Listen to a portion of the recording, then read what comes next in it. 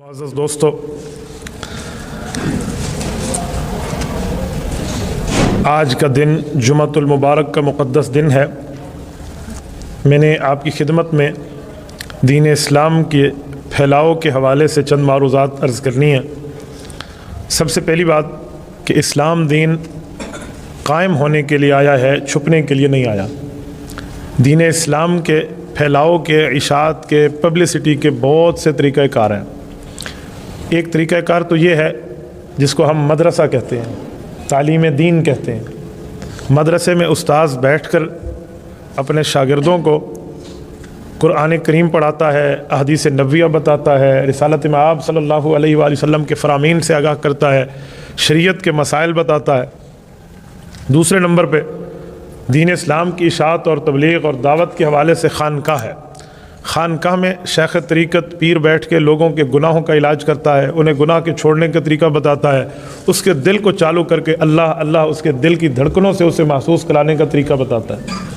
اسی طرح دین اسلام کے پھیلاؤ میں ایک طریقہ کار ہے جسے ہم دعوت تبلیغ کہتے ہیں، جو عوام کے لیے ہے۔ علماء کی قیادت میں عوام میں چل کے عوام کو نماز روزے کی بنیادی باتیں سمجھائی جائیں، کلمہ طیبہ کے بارے میں بنیادی باتیں سمجھائی جائیں۔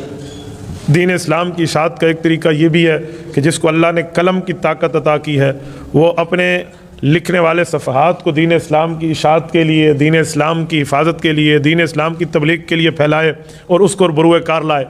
دین اسلام کا ایک طریقہ یہ بھی ہے کہ جس کو رب نے زبان کی طاقت دی ہے، وہ ممبر پہ بیٹھا ہو، وہ اسکول کا استاذ ہو، وہ کالج کا پروفیسر ہو، یا کوئی بھی ہو، وہ وہاں پر دین اسلام کے حوالے سے بات کرے۔ یہ مختلف شعبہ جات ہیں، لیکن جس شعبے پر دین کی دعوت پر میں آج آپ کے سامنے بات کر رہا ہوں وہ دعوت التبلیغ ہے۔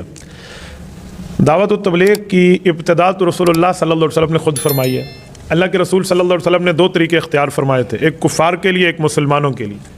کافر کو دین اسلام پڑھایا تھا اور مسلمان کو دین اسلام پہ عمل کرنے کا طریقہ بتایا تھا۔ کفار تک بھی، مسلمان تک بھی رسول اللہ صلی اللہ علیہ وسلم کی دعوت پہنچی ہے۔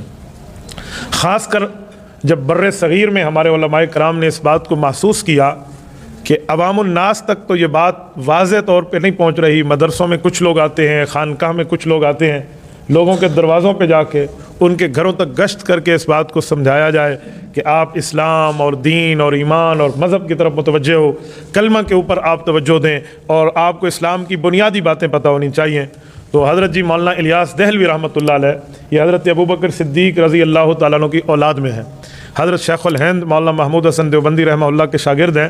حضرت مولانا اشرف علی تھانوی رحمہ اللہ، مولانا سید حسین احمد مدنی رحمہ اللہ ان کے کلاس فیلو ہیں، ان کے دوست ہیں۔ مولانا الیاس رحمہ اللہ کے دل میں اس بات کا داعیہ تقاضا اور اس بات کی اہم چاہت پیدا ہوئی، تو انہوں نے اس کو دعوت التبلیغ کی چند باتوں کی شکل دے دی۔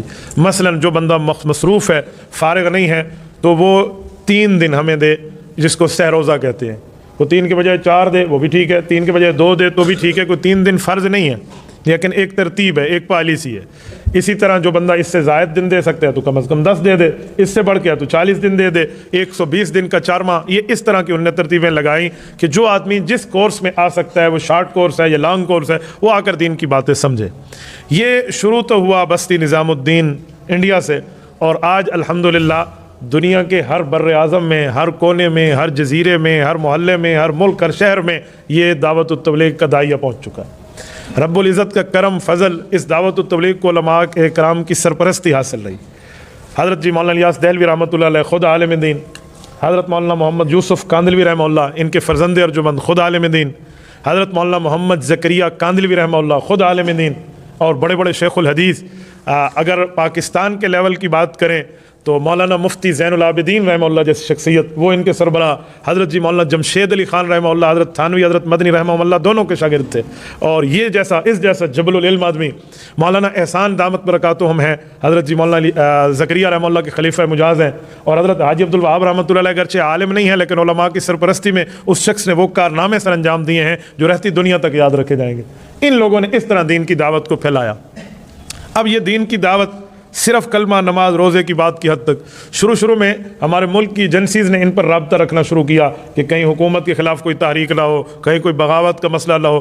کہتے ہیں جنرل ضیاء الحق کے دور میں باقاعدہ تبلیغ کی شکل میں رائمنڈ مرکز کے اندر کارندے بھیجے گئے، بھئی ان کی باتوں کو سنو، یہ کیا سمجھانا چاہ رہے ہیں۔ تو وہ آئے، ہفتہ 10 دن لگا کر چلے گئے، اور انہوں نے آ کے کہا کہ جنرل صاحب تمہاری حکومت کا اس مسئلے سے کوئی تعلق نہیں ہے، یا یہ بندے آسمان سے اوپر کی باتیں کر رہے ہیں یا زمین کے نیچے کی باتیں کر رہے ہیں، مریں گے تو کیا ہوگا اور اوپر سے ہمارے لیے کیا آیا ہے، لہٰذا ایسا ویسا کوئی مسئلہ نہیں ہے۔